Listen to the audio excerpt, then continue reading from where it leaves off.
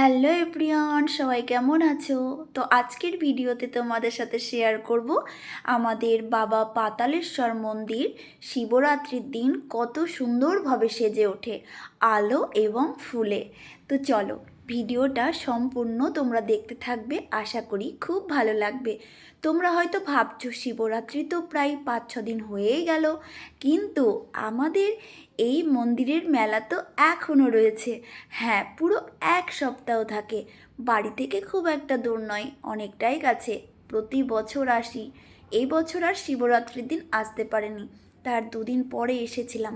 তবুও দেখো চারিপাশটা কত ভিড় ভাট্টা, কত মানুষ থাকবেই তো, কারণ 7 দিন যে মেলা রয়েছে আর বাবার মন্দির এই রকমভাবেই সাজে সজ্জিত হয়ে আছে। তো এই যে ভেতরে প্রবেশ করব, জাস্ট তোমরা ভিডিওটা দেখে অবশ্যই বলবে যে তোমাদের ওখানে যার যেখানে বাবার মন্দির আছে কতটা সুন্দরভাবে সাজানো হয়। আমাদেরটা তো দেখতেই পাচ্ছ, চারিদিকে শুধু দেখো আলো আর আলো। ব্যাস, মন্দিরে ঢুকতে না ঢুকতেই দেখা হয়ে গেল আমার ফেসবুকের একটা প্রিয় বন্ধুর সাথে। সে হলো আমাদের সুব্রত দা। একদম সামনে এসে দাঁড়িয়ে গেছে, মানে আমাদের পুলিশ বাবু। আশা করি অনেকেই চেনো, আর হয়তো অনেকে চেনেও না। তো যাই হোক, দেখা হয়ে গেল, একটু কথা হয়ে গেল।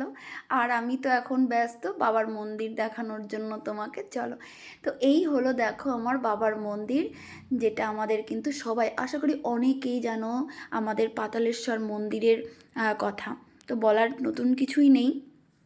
তারপরে চারিপাশটা অবশ্যই তোমাদেরকে ঘুরে ঘুরে দেখানোর চেষ্টা করেছি এই ভিডিওতে, অবশ্যই দেখবে। দেখো কত সুন্দরভাবে আমাদের শিবরাত্রির দিন আমার বাবার মন্দির সাজানো হয়। পাশেই রয়েছে দেখো আমাদের গণেশ বাবার মন্দির। এবার আমরা কিন্তু ভেতরে ঢুকে গেছি, মানে মন্দিরের ভেতরে এখন। তো দেখাবো যে ভেতরটাও কত সুন্দরভাবে সাজানো হয়েছে মন্দিরের ভেতরটা। তো আমরা এখন একদম মেন মন্দিরে রয়েছি। চারিপাশটা শুধু ফুল আর ফুলে ভরা, অসম্ভব সুন্দর। এই দিনটা যদি না আসি তাহলে বড্ড মিস করে গেলাম বাবার এই সুন্দর দৃশ্যটা দেখা। অবশ্যই অন্যদিন বাবাকে দেখতে পাবো, কিন্তু এই রকম ফুলে ফুলে ভরা আর আলোতে ভরা তো আর দেখতে পাবো না, তাই না? তো তাই 2 দিন পর হলেও কিন্তু আমি চলে এসেছি বাবাকে দর্শন করতে। খুব সুন্দর। তখন রাত্রি প্রায় 9টা 9:30 বাজছিল। তো দেখো আমাদের বাবা, এই যে কত সুন্দর লাগছে। 2 দিন আগে তার পুজো হয়ে গেছিল।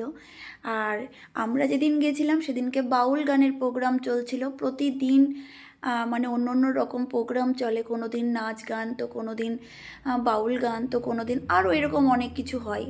তো তোমরা বলো কেমন লাগছে, কেমন লাগলো। তো তোমাদের পাশের মন্দিরগুলো কেমনভাবে সাজানো হয়। তাছাড়াও তো মেলা রয়েছেই, আর মেলা না হলে না ঠিক জমে না, তাই না, যে কোনো জিনিস।